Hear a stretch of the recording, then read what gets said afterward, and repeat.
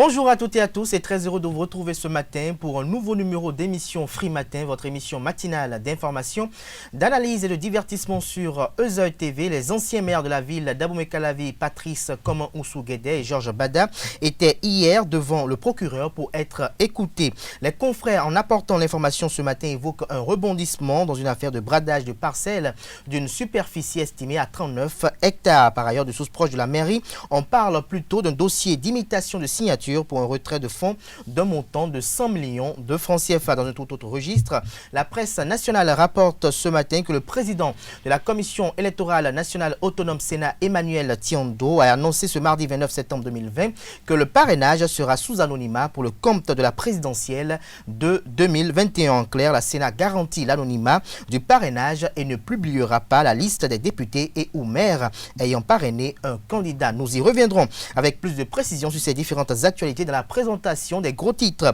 dans la presse ce jour. Dans le bulletin matinal d'information qui vous sera présenté par Carles Kitomé, à suivre le commentaire de l'ancien bâtonnier et membre du bureau politique du bloc républicain Jacques Migan au sujet du poste de l'ancien président Thomas Boniaï sur sa page Facebook en réponse à l'interview du président Patrice Talon avec le magazine panafricain Jeune Afrique. À suivre également Michel Dussuyer, sélectionneur national des écureuils du Bénin, qui présente la liste des joueurs retenus dans le cadre du match amical contre les Panthères du Gabon qui se tiendra le 11 octobre prochain au Portugal. Dans le débat avec Carles Kitomé qui sera face à Arnaud Domaou, nous parlerons du parrainage sous anonymat. Nous parlerons également des démissions enregistrées au niveau du parti politique en création, les démocrates. Dans la seconde partie d'émission de ce matin, Anaël Do nous présentera l'horoscope du jour et pour finir, Colombe Moussou nous viendra nous présenter les trucs et astuces et le prénom du jour. Voilà pour le sommet du jour, chers amis internautes. On se retrouve dans un court instant, juste après la publicité, pour la présentation de quelques-unes de journaux parus ce jour au Bénin. Chaque enfant qu'on enseigne est un homme qu'on gagne. L'école est le lieu par excellence de l'éducation. Esaü. Étudiants, étudiantes, nouveaux bacheliers, parents d'élèves, une raison de plus pour choisir l'excellence. Et oui, bénéficier des demi-bourses et de réductions de scolarité à Euzeuil. Payer 250 000 au lieu de 500 000 en licence 1, 2 et 3 sciences juridiques, économiques, de gestion et en journalisme. Et pour les 100 premières inscriptions en administration des finances et administration générale, bénéficier d'une réduction et payer 400 000 au lieu de 500 000. En master 1 et 2, 500 000 au lieu de 800 000 en administration des affaires, 600 000 au lieu d'1 million en journalisme. Faites partie des 100 premiers inscrits en administration des finances et administration générale pour bénéficier de la réduction. Payez 800 000 au lieu d'1 million. À Euzeuil-Cotonou et Parakou, la rentrée est effective. Le dossier d'inscription est disponible en téléchargement à l'adresse suivante: www.euzeuil.bj/Euzeuil 2019 ou renseignez-vous à Euzeuil-Cotonou au 96 80 55 11 98 98 14 00 90 93 65 21. À Euzeuil-Parakou au 96 68 16 14 97 77 51 47. À Euzeuil, l'épanouissement et le développement est au cœur de notre succès. Euzeuil, l'excellence a un nom.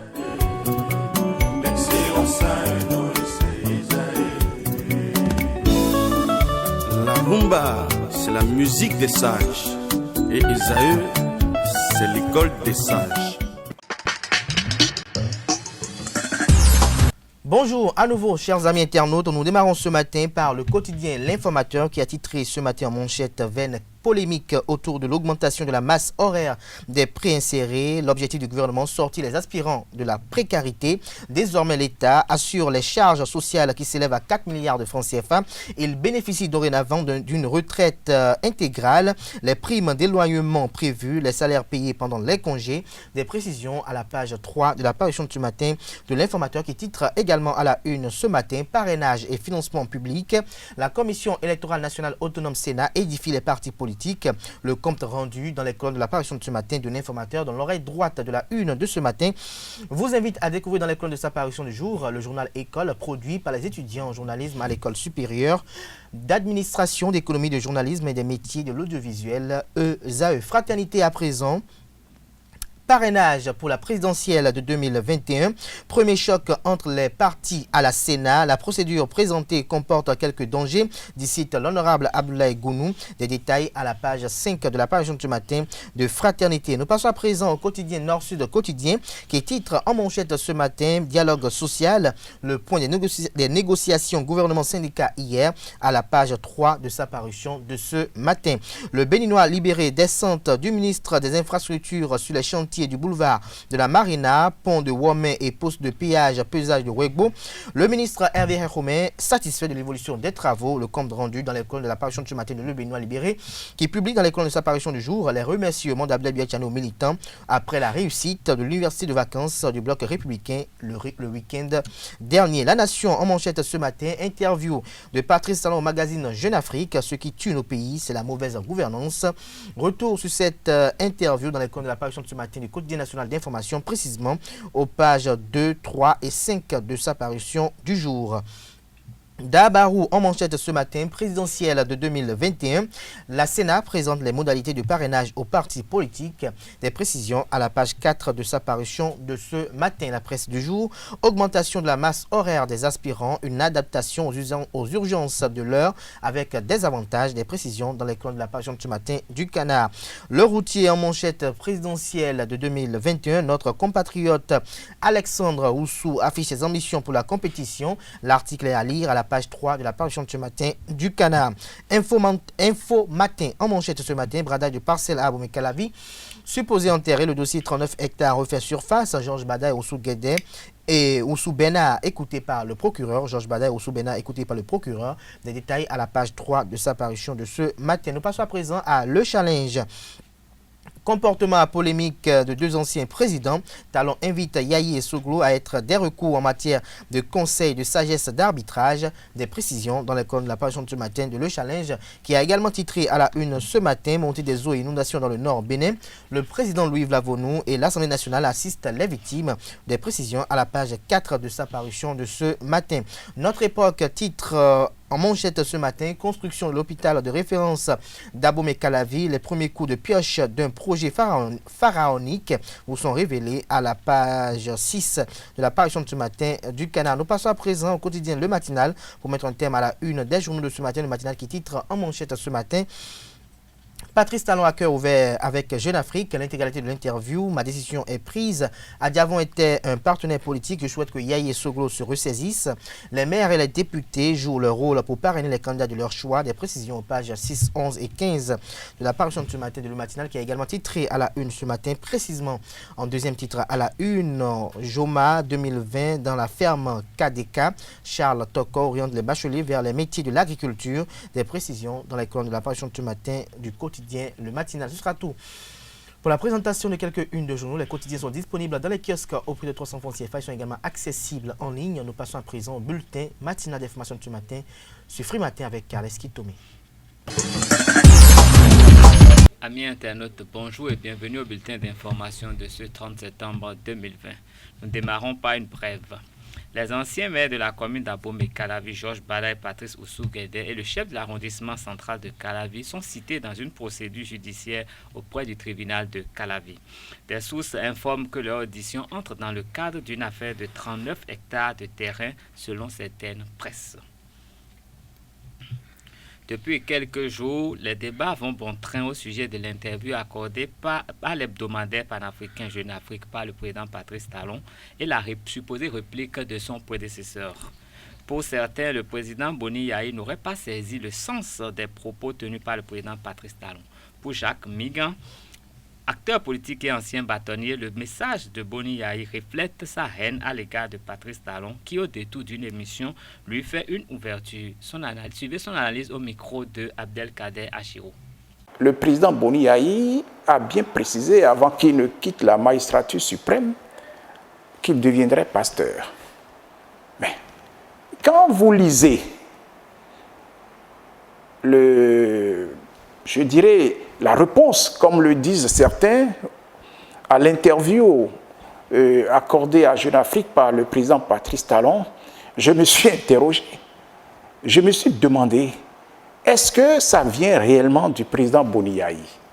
Parce qu'à travers cette réponse, j'ai retrouvé la rancœur, j'ai retrouvé la haine, j'ai retrouvé quelqu'un qui est aux abois.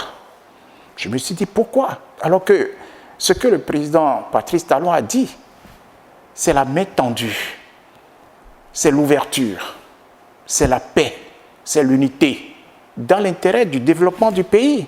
Il ne demande pas à l'opposition de rejoindre la mouvance, mais que l'opposition soit une opposition constructive. Une opposition constructive. Donc, voyez-vous, moi je crois que la réponse qui a été donnée par le président Yahi Boni, ce n'est pas la réponse à cette ouverture d'esprit, à ces remarques. Il dit que le président Soglo l'insulte publiquement pour des raisons inconnues. Qu'est-ce qu'il a fait? Qu'est-ce qu'il a pu faire le président Patrice Talon pour mériter tant d'injures de la part d'un ancien président de la République? Qu'est-ce que le président Boni Yahi, ce qu'il lui a dit, c'est vrai. Il dit qu'il se met dans la posture d'un candidat, comme s'il veut encore briguer une autre magistrature, alors que la Constitution est claire là-dessus en disant nul ne peut être candidat après avoir exercé la magistrature suprême 2 fois de sa vie, ne peut plus l'être de manière consécutive. Donc je crois qu'il n'y a rien d'insultant pour mériter de telles réponses de la part du président Boni Yahi. Et je crois qu'avec beaucoup de recul, le président Boni Yahi comprendra lui-même que sa place, c'est la place de ceux qui ont exercé la magistrature et qui sont devenus, comme le fut, paix à son âme, le général Mathieu Kérékou. Il faut qu'il soit une référence. Et si tel est que, comme il le dit lui-même, il croit en Dieu, il a la crainte de Dieu, la haine ne supprime pas la haine. Seul l'amour y parvient. La haine ne supprime pas la haine. Il ne faudrait pas que le président Boni Yahi, comme je le pense à travers sa réponse, qu'il laisse tomber la rancœur, qu'il laisse tomber la haine et qu'il oppose l'amour au président Patrice Talon, comme le président Patrice Talon travaille dans l'amour. En sport, la conférence de presse du sélectionneur des écureuils seniors a fait l'actualité. Le sélectionneur national des écureuils du Bénin, Michel Dussueux, a dévoilé ce mardi la liste des joueurs retenus dans le cadre du match amical contre les Panthères du Gabon prévu le 11 octobre prochain à Lisbonne, au Portugal. Dans le groupe des 23, on note le retour de Charbel Gomez, ancien ailier de Esaü Football Club, qui évolue désormais à Amiens en France. Son ancien coéquipier en équipe nationale locale, Marcelin Coupeau, signe également son retour en sélection. 2 nouvelles têtes font leur apparition dans le nid des écureuils. Il s'agit du défenseur Rodez en Ligue 2 française et du milieu du terrain Matteo Arlinvi de Nîmes Olympique Club de la Ligue 1 française. Suivez plutôt Michel Dussueux qui dévoile sa liste. Une liste de 23 joueurs retenus pour ce déplacement au Portugal avec 2 gardiens, Fabien Farnol et Saturnin Lagbe. Les défenseurs seront Khaled Adenon, Moïse Adileou, Youssouf Assogba, Sédou Barazé, Cédric Ntonji, Emmanuel Imorou, Johan Roche et Olivier Verdon. Au milieu de terrain, nous aurons Jordan Adeoti, Matteo Alinvi, Cécile Almida, Rodrigue Kossi, Sebou Mama, Anan Tidjani. Et sur les postes offensifs, nous aurons David Gigla, Jodel Dossou, Chabel Gomez, Marcelin Coupeau, Steve Mounier, Michael Poté et Sebio Soukou. Johan Roche est un joueur binational qui évolue avec Rodez en Ligue 2. C'est un garçon que je suis depuis maintenant presque 1 an. C'est un défenseur central, mais Rodez joue avec une défense à 3, donc il est sur un côté systématiquement.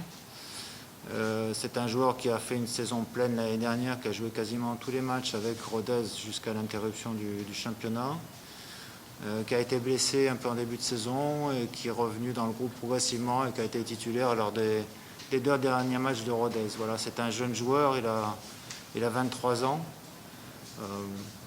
Si vous regardez attentivement la liste, vous voyez que les nouveaux arrivants sont plutôt des joueurs d'âge jeune. Concernant Matteo Alinvi, c'est un joueur aussi que je suis depuis pas mal de temps, depuis plus d'1 an et demi. C'est un joueur qui était prêt à rejoindre l'équipe nationale. Il a déjà son passeport, il est prêt même déjà depuis plusieurs mois. Et voilà, c'est aujourd'hui la porte s'ouvre pour lui. Il fait de bonnes choses avec Nîmes. Pour l'instant, il n'a pas un gros temps de jeu avec l'équipe première, mais en tout cas, il est dans le groupe et c'est aussi engageant pour l'avenir. Et c'est aussi un jeune joueur. Donc voilà, ce sont des perspectives aussi qui s'ouvrent pour lui dans l'équipe nationale. Concernant Gomez et Coupeau, ce sont des joueurs, Marcelin a déjà été appelé plusieurs fois, il était plutôt dans les réservistes. Aujourd'hui, c'est vrai que la porte s'ouvre pour eux, c'est aussi une opportunité déjà de retrouver le groupe, de se dire aussi qu'ils ne sont pas oubliés, qu'ils sont là, que je compte sur eux, même si jusqu'à présent ils n'ont pas été souvent convoqués, mais en tout cas qu'ils sont là, et le groupe est élargi. Aujourd'hui, ils bénéficient, c'est vrai, des absences de certains joueurs, et c'est aussi à eux à montrer où ils en sont aujourd'hui. Actuellement, sans club, le métronome Stéphane Cesséon n'est pas convoqué pour le regroupement, tout comme David Kiki, Rudy Gesdej et Désiré Asanko. Michel Jussieu explique son choix. Et on sait tous ici ce que Stéphane Cesséon amène à l'équipe nationale. Et je dis bien amène, je n'ai pas dit à amener. Donc, les choses sont simples. Stéphane est quasiment sans entraînement. Vous doutez bien qu'avant de balancer la liste, j'ai échangé, je l'ai appelé, j'ai échangé avec lui pour lui dire, pour lui expliquer ma position. Je crois qu'aujourd'hui, de toute façon, nous comptons tous sur Stéphane pour le mois de novembre. Donc, je pense qu'il va signer très prochainement dans un club. Ça tarde un peu, mais je pense qu'il va signer très prochainement dans un club. Et je pense qu'il est beaucoup plus utile pour lui et donc pour la sélection qu'il fasse sa préparation avec son nouveau club, qu'il fasse une préparation vraiment presque d'avant-saison et qu'il prenne ses repères avec son club de façon à être, je dirais, prêt pour le mois de novembre. Donc c'est aussi dans cette optique-là qu'il faut envisager les choses. Il faut se dire que ce sera plus utile que Stéphane travaille avec son nouveau club, qu'il fasse une préparation avec son nouveau club, plutôt que de passer faire un match amical ici avec l'équipe nationale. Vous savez que David Kiki est sans club pour le moment, et donc il n'est pas éligible pour la sélection. Et au niveau des joueurs locaux, je n'ai pas pris de joueurs locaux, puisque de fait, ils ne sont pas en reprise d'activité même, je dirais même pas de championnat, c'est reprise d'activité. Donc il y aura Manuel Imorou qui sera sur le côté gauche. Après, si on doit vraiment s'adapter, il y a 2 latéraux qui sont droitiers, éventuellement qui pourront pallier à toute forme de blessure ou de manque. Bien, concernant les convocations des joueurs, les convocations éventuelles de joueurs qui sont sans club, je voudrais juste préciser une chose.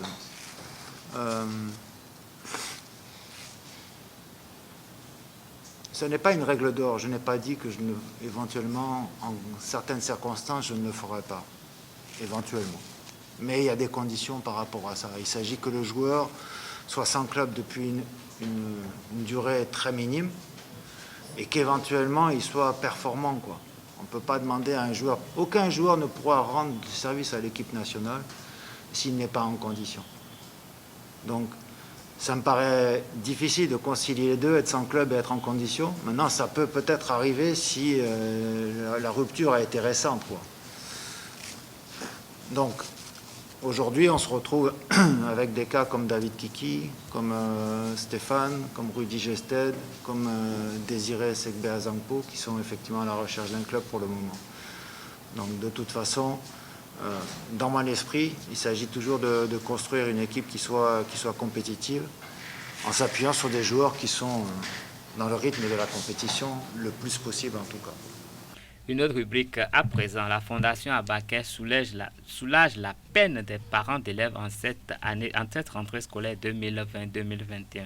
Sa coordinatrice nationale a distribué ce lundi 1000 kits de fournitures aux apprenants provenant des familles les plus démunies de 5 écoles primaires publiques du département de l'Ouémé et du littoral. Le reportage est signé Setonde Larios à Diagueno.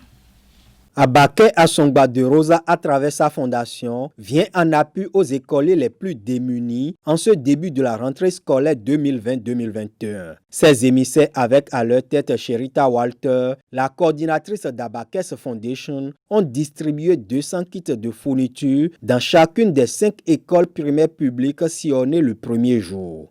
La fondation Abaquet, comme d'habitude, tend la main aux enfants les plus démunis, histoire de les pousser à un bon démarrage. On a fait des kits de CI jusqu'au CM2. Alors, pour les enfants de CI, on a mis 2 cahiers de 50 pages, le cahier de dessin, une règle, les stylos, protège-cahier, taille-crayon, ainsi de suite. À partir du C2, on a commencé à mettre des vrais dessinateurs, des cahiers de 300, 200, 100 pages, ardoises. D'ailleurs, à partir de CI, déjà, ils ont les ardoises. À Semekpodi, dans le département de l'Ouémé, la délégation s'est rendue au complexe Marina Yemalin, Jeffa Glegbonou, Jeffa, ainsi qu'à l'EPP Sekandi 3. Les responsables de ces établissements accueillent ce énième geste de la Fondation avec soulagement. Notre joie ce matin d'avoir la Fondation Abaquet à l'EPP dans le complexe scolaire de Jeffa. Et nous avons des enfants vraiment démunis et c'était déjà un souci pour nous pour le démarrage des activités pédagogiques. Alors ce matin, vous êtes venus avec des bras chargés de cadeaux, de fournitures scolaires, du CI, du CP jusqu'au CM2. Sincèrement, au nom des directeurs, nous vous disons merci. Merci, que l'âme de chacun de ces enfants vous le rendra au centre. On ne sait même pas comment qualifier ce geste-là pour soulager la peine des parents d'élèves qui ont des difficultés pour acheter les fournitures juste au début de l'année. Dans le logo Giving Children a Chance, donnons une chance à l'enfant. Elle est en train de donner encore une fois de plus la chance à ces petites âmes. Je lui dis merci. Tout en se réjouissant, les bénéficiaires formulent des doléances à la Fondation pour l'amélioration des conditions d'études des écoliers. Cette fois-ci, ce que vous avez fait, c'est un geste louable. Ça, je suis très content à la place des parents. Le nombre que vous avez gratifié ce matin, je ne dirais pas que c'est peu, c'est beaucoup. Mais si vous pouvez penser encore à gratifier tous les enfants, aussi pour nous soulager un peu, pour nous permettre de travailler dès le début de la rentrée, ce serait mieux. Nous en sommes très contents et nous vous remercions infiniment. Et en dehors de ça, nous voudrions vous dire que nos besoins sont énormes. Nous en avons encore besoin de vous.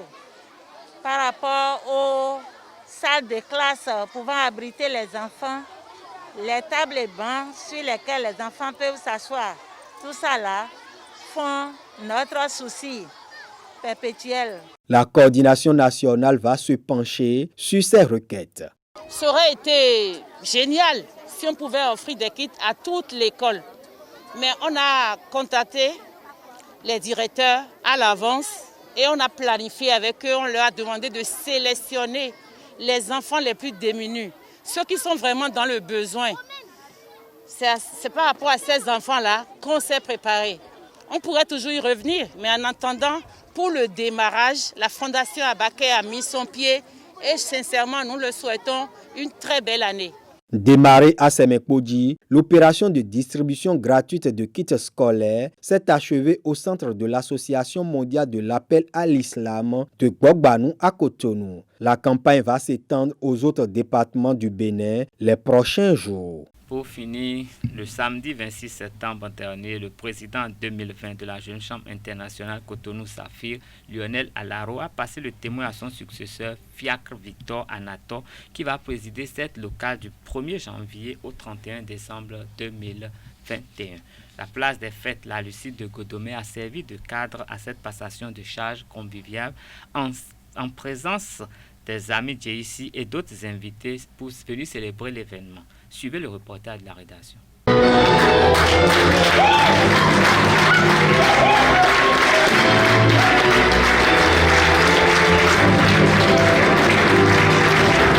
Par ce collier qui lui est porté par les anciens présidents et présidents 2020 des organisations locales membres et du bureau exécutif national de la Jeune Chambre internationale, et en recevant le maillet des mains de son prédécesseur, Fiacre Victor Anato devient le président de la Jeune Chambre internationale Cotonou-Saphir pour le mandat 2021. Ce soir, me voici investi de la plus grande responsabilité de notre organisation. Cela a été tout d'abord l'œuvre du Tout-Puissant qui nous donne le souffle de vie et guide nos pas, et ensuite de toi, membre individuel de notre organisation commune, qui n'a hésité à l'unanimité en me désignant comme 10e président d'IAIC Cotonou-Saphir. Je sens la charge déjà lourde, mais vous, à mes côtés, et tous ensemble, j'ai aucun doute qu'elle sera légère. Permettez-moi de témoigner de reconnaissance et gratitude à toutes ces rares personnes qui ont su donner de leur temps, de leur argent, de leur réflexion, de l'aide à l'édification de la lycéenne Cotonou-Saphir, notre merveilleuse organisation. Je porte aujourd'hui la chaîne que nos prédécesseurs ont portée. Et je voudrais témoigner à chacun d'eux, durant mon parcours à la lycéenne, toutes mes reconnaissances. Cher ami Lionel, président, élite nous sommes, élite nous serons. J'espère avoir été le bon Premier ministre pour cette année 2020 et j'espère compter sur toi de ta position d'IPP comme premier conseiller. Le président 2020 de l'OLM, Cotonou-Saphir, Lionel Alaro, promet son soutien à son successeur tout au long de son mandat. Et en ces instants où, dans quelques minutes, je passerai les témoins à mon cher ami Fiacre Victor Anato pour diriger notre organisation pour le compte de l'année 2021, lui témoigner toute ma reconnaissance pour le travail averti depuis le 1er janvier à ce jour. Cher ami Fiacre, je te sais assez calme, tempéré, et je t'encourage à l'être davantage, car face à certaines situations, tu seras souvent partagé entre incarner l'institution présidentielle et servir le membre individuel. Puisse Dieu te donner à chaque fois l'humilité et le discernement nécessaire pour réagir et servir. Je te réitère ici, si besoin en est-il encore, toute ma disponibilité pour l'atteinte de tes objectifs qui seront mes objectifs également. Lionel Alaro a transmis le flambeau, mais restera en place jusqu'au 31 décembre 2020 avant que le président élu n'entre en fonction. Ce sera tout pour ce bulletin d'information. Merci de votre fidélité. Retrouvez Anifat Boukari ce soir pour la grande édition. Merci à vous, Carles Kitomé, pour cette présentation du bulletin matinal d'information. Merci à vous, chers amis internautes, pour l'attention et la fidélité. Comme l'annonçait tout à l'heure Carles Kitomé, vous retrouverez à 19h Anifat Boukari pour la grande édition du journal télévisé sur EZA TV. Nous passons à présent au débat sur Free Matin. Le débat sur Free Matin, Arnaud Doumaou, bonjour. Bonjour. Journaliste quotidien Fraternité, Carles Kitomé, bonjour à nouveau. Bonjour Abdelkader. Alors Arnaud Doumaou, vous étiez à la Sénat hier, comme tout professionnel des médias. Dites-nous quel est votre regard sur cette décision d'un parrainage sous anonymat. Je crois que la Sénat a voulu respecter les tests. Le président de la Sénat a été un peu plus clair au niveau face aux acteurs politiques. Il dit que la Sénat n'élabore pas les lois, la Sénat n'interprète pas la loi, parce qu'il faut souvent, on fait bien cet amalgame-là, la Sénat n'interprète pas la loi, mais la Sénat dit sa compréhension de la loi. Et dès lors que la Sénat a dit sa compréhension de la loi, si les acteurs politiques ne sont pas d'accord, ils sont en mesure de saisir la juridiction compétente. Et en matière d'élection présidentielle, la Cour constitutionnelle est habilitée à donc trancher tout contentieux électoral. Vous auriez constaté que pour le compte, par exemple, des élections communales, les gens ont anticipé, où le président de la NCB avait saisi la Cour suprême, alors même qu'on n'avait pas encore lancé les activités électorales proprement dites. Et donc, la Cour a tranché déjà sur une déclaration ou sur une intention de la Sénat et invité à répondre du recours déposé devant elle. La Sénat a finalement exprimé que l'intention a été finalement mise en acte parce que finalement ils ont pris une décision. Et donc pareil aujourd'hui, la Sénat donc s'est exprimée hier et a estimé que le parrainage est individuel et par rapport à cela donc doit être fait sous anonymat. Sous anonymat. Donc si les acteurs ne sont pas d'accord avec cette lecture de la loi par la Sénat, ils sont en droit de se référer à la Cour constitutionnelle. Alors, Kenneth Kitome, dites-nous quel est l'intérêt d'un parrainage sous anonymat? Non, mais un parrainage sous anonymat, à mon avis, n'est pas ce qu'on aurait souhaité. Dans la mesure où nous sommes en politique et puis c'est la présidentielle, et si l'anonymat est permis, ça veut dire que les gens pourraient donner leur parole à quelqu'un et accorder leur parrainage à quelqu'un d'autre. Et ça, quand la Sénat va dépouiller les dossiers, ça pourrait créer problème, ça pourrait faire débat. Et étant donné que les acteurs qui sont habilités à donner leur caution sont des élus du peuple, des députés et des maires, quand même, ça pose un petit problème. Parce que les tests, ils sont quand même un peu à la base de tous les tests qui sont là. Et maintenant, ils prennent quand même une disposition qui fait qu'ils ne vont pas se dévoiler dans cette démarche pour soutenir un candidat.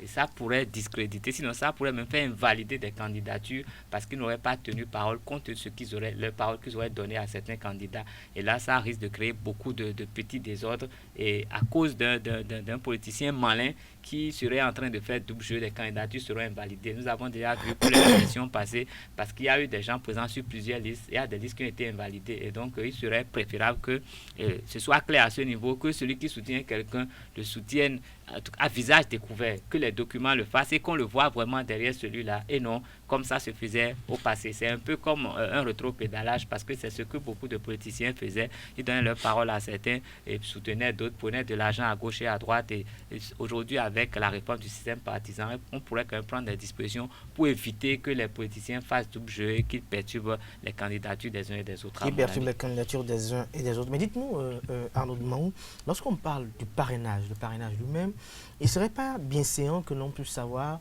pourquoi X a parrainé tel candidat, pourquoi Y a parrainé tel candidat, et que même en tant qu'acteur de médias, vous pouvez vous rapprocher d'un parrain pour savoir pourquoi il a décidé d'accorder son parrainage à tel ou tel autre candidat, même s'il ne le soutient pas. Parce que nous savons déjà, à en croire l'interview du chef de l'État, que les députés, qu'ils soient de la mouvance présidentielle ou de l'opposition, parraineront également d'autres candidatures qui n'émanent pas forcément de la mouvance présidentielle. Oui, justement, la question a été posée hier au président de la Sénat de savoir si, entre-temps, un parrain dépose sa lettre, sa feuille de parrainage pour dire « je soutiens Nice » le matin à 8 heures, et que finalement, au cours de la journée, il se rend compte, ou peut-être en tout temps l'argent a circulé, il se rend compte que, bon, en fait, il s'était trompé de soutien, et il veut revenir sur son parrainage. Qu'est-ce qui allait se passer? Le président de la Sénat dit « mais non, tout ce qui doit être fait avant le dépôt de la feuille de parrainage devrait être fait. » Donc, dès lors que le parrain dépose la feuille de parrainage, c'est terminé.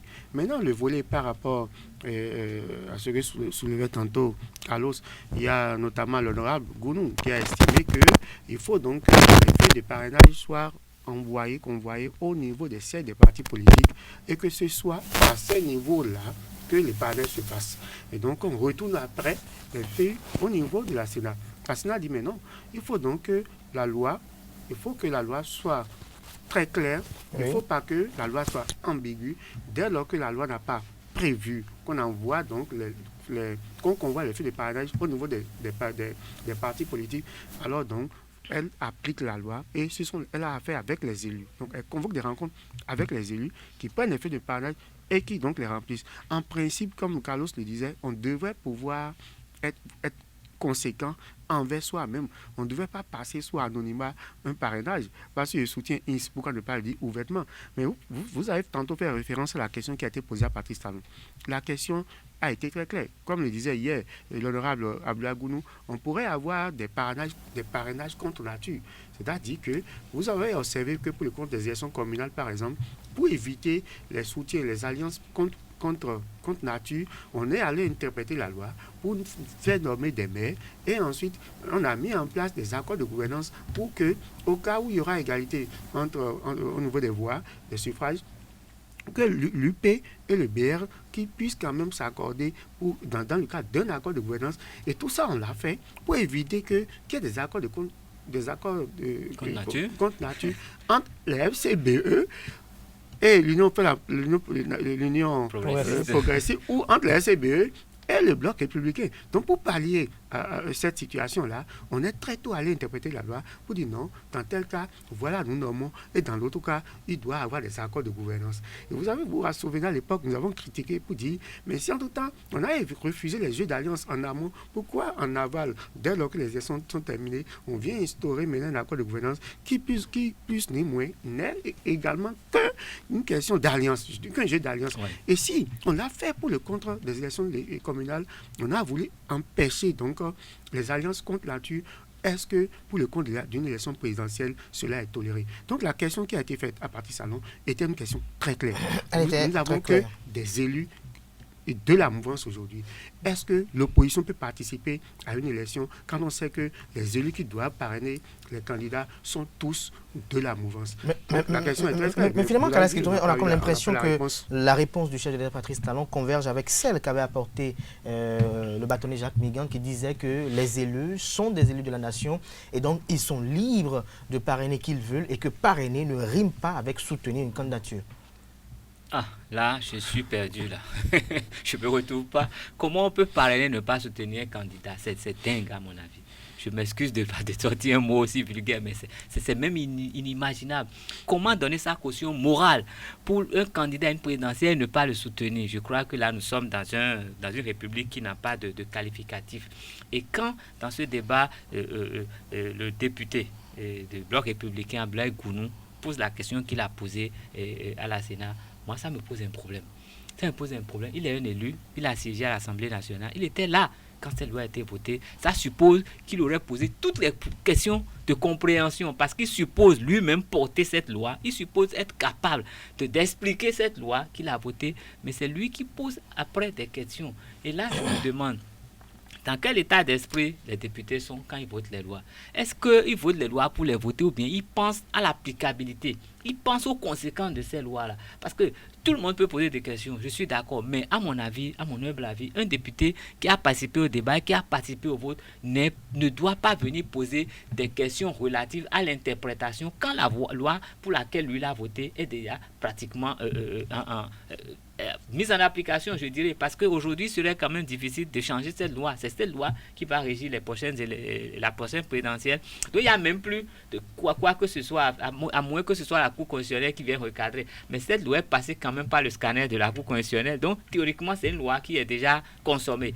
Et celui qui vote la loi vient poser la question, vraiment, je tombe à la renverse à cette idée. À un autre moment où le président Talon disait dans Jeune Afrique, je cite, il y aura compétition, les maires et les députés joueront leur rôle pour parrainer les candidats de leur choix, lesquels ne relèveront pas tous de la majorité.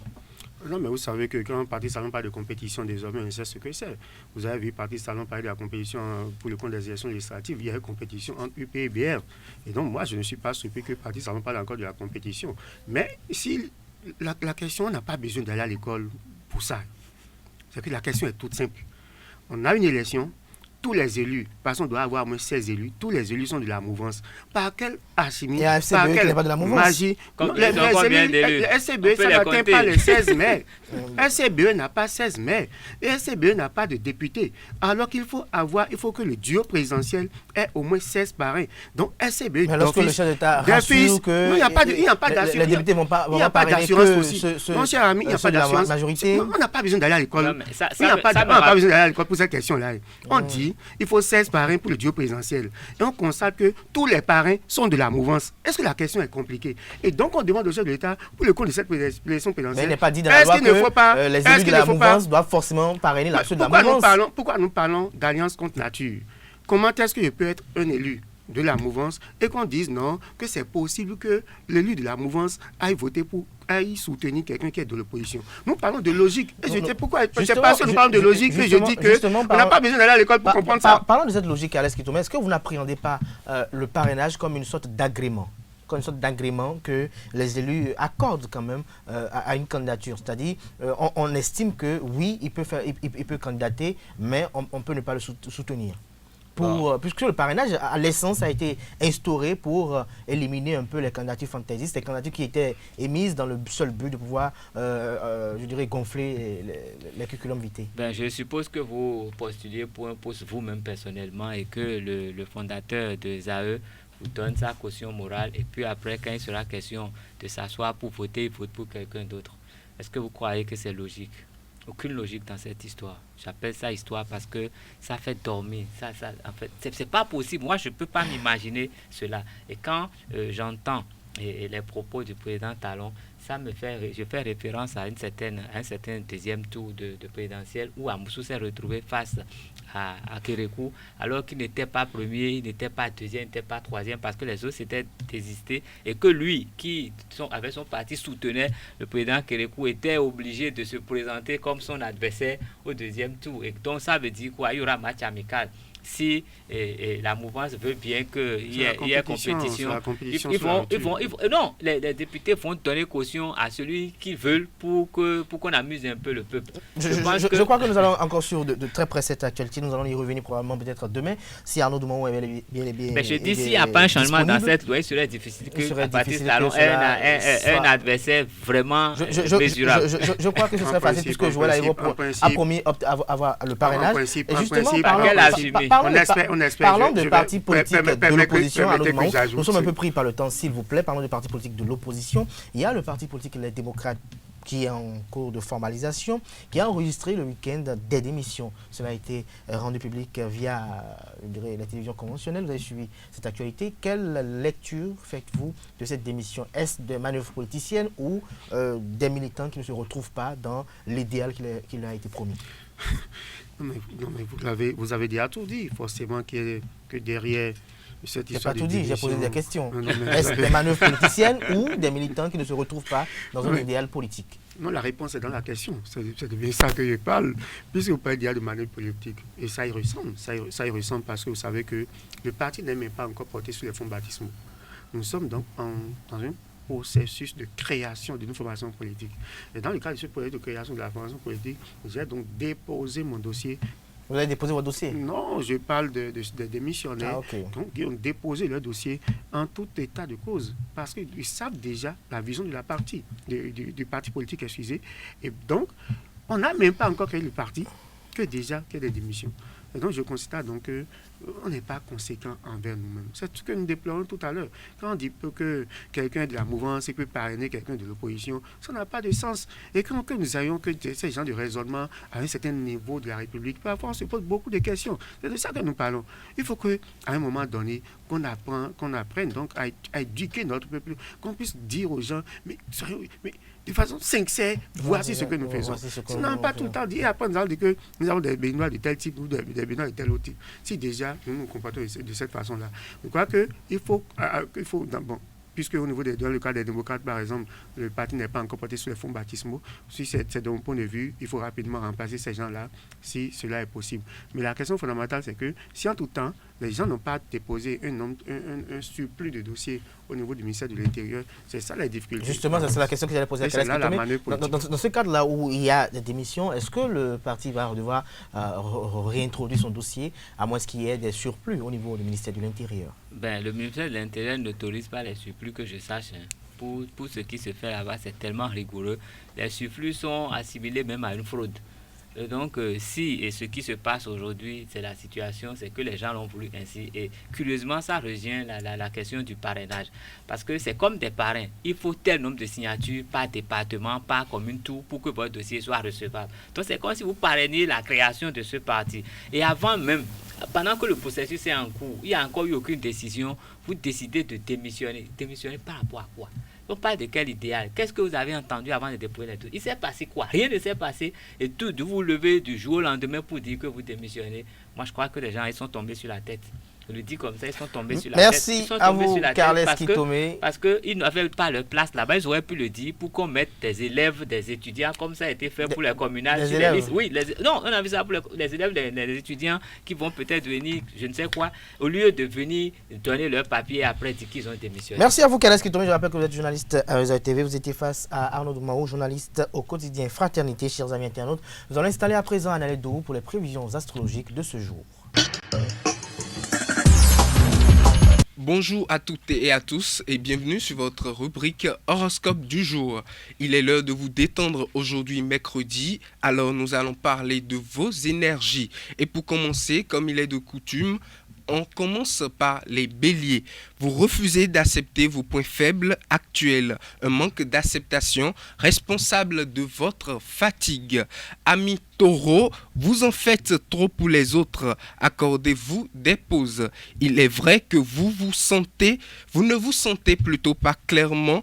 Vous ne sentez pas clairement vos limites, reposez-vous donc. Gémeaux, votre forme morale fera la différence et compensera sans difficulté le sommeil qui vous manque. Réservez votre temps pour vos repas.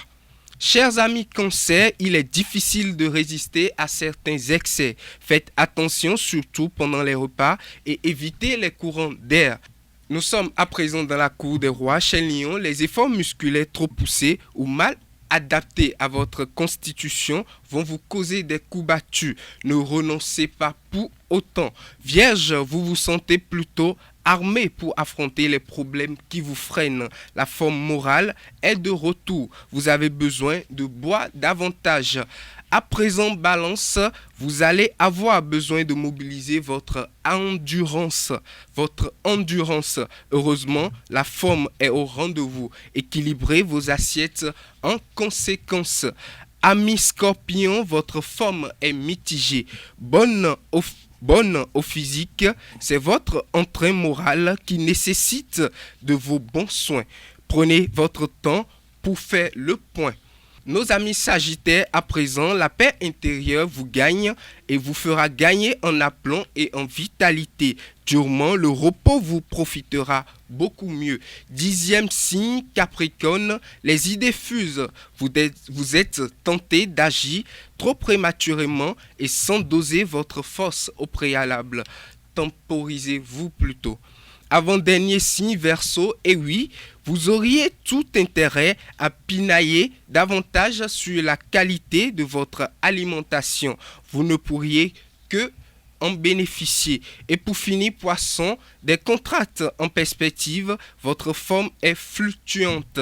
L'essentiel sera d'harmoniser votre activité pour cette journée. Et chers amis internautes, c'est tout pour l'horoscope du jour. Portez-vous bien.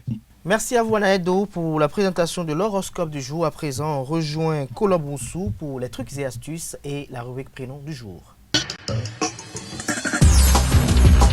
Bonjour à tous et soyez les bienvenus dans la rubrique l'astuce du jour. L'astuce d'aujourd'hui est comment nettoyer un matelas taché d'urine. Les petits accidents au lit font partie de l'enfance et de la vie de parents. Si votre enfant a uriné sur son matelas, pas de panique, la première chose à faire est de le remettre tout de suite au lit dans des draps propres. Les odeurs et taches d'urine sur un matelas seront plus tenaces si vous attendez trop longtemps. Comment s'y prendre donc? Saupoudrer de bicarbonate de soude ou de sel la tache d'urine ou la zone souillée sur votre matelas.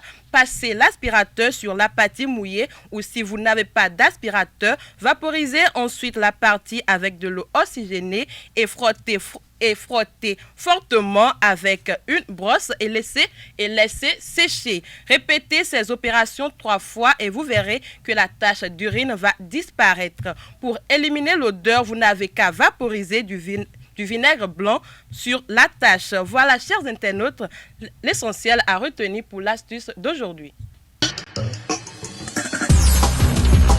À À nouveau, bonjour. Aujourd'hui, mercredi 30 septembre, nous fêtons les Michael, Michel, Gabriel et Raphaël en l'honneur des 3 archanges Saint-Michel, Saint-Gabriel et Saint-Raphaël. Mais nous irons aujourd'hui à la découverte du prénom Raphaël. Alors, chers amis, retenez, Raphaël est composé des termes Rapha qui veut dire guéri et El qui signifie Dieu. Le prénom Raphaël trouve son origine dans la tradition biblique. Il est l'un des 3 archanges qui représentent la force de la guérison et est le saint patron des voyageurs. Caractère des Raphaël, tendres et sereins, les Raphaël peuvent aussi piquer de belles colères. Ils sont généralement brillants et cultivés et ils le savent. Un brin prétentieux, ils ont conscience de leur valeur et ne dissimulent pas leur fierté. La vivacité intellectuelle et la curiosité sont leurs qualités premières. Assoiffés de connaissances, ils ont plein d'esprit et s'intéressent à tout. Ce sont aussi des hommes d'une grande générosité. Vous pouvez solliciter leur aide et vous serez fiers d'eux. Ils ne vous décevront pas. Raphaël, en bref, de signe astrologique Verseau, sa couleur préférée est la couleur jaune et son numéro porte-bonheur est le numéro 7. Pierres précieuses, topaz, métal, plombe et zinc. Les prénoms proches de Raphaël sont Raphaël, Raphaëlla, Raphaëlo et Roel. L'association du prénom Raphaël avec les noms de famille commençant par la lettre L ou la sonorité EL sont à éviter. Voilà, chers amis, l'essentiel à retenir sur les Raphaël. Bonne fête à tous ceux qui fêtent leur anniversaire aujourd'hui ou un événement heureux. Merci à vous, Colomb Moussou, pour la présentation de ces rubriques. Chers amis internautes, ainsi se referme Free Matin ce matin. Merci pour l'attention. À demain pour un autre numéro. Plaise au ciel.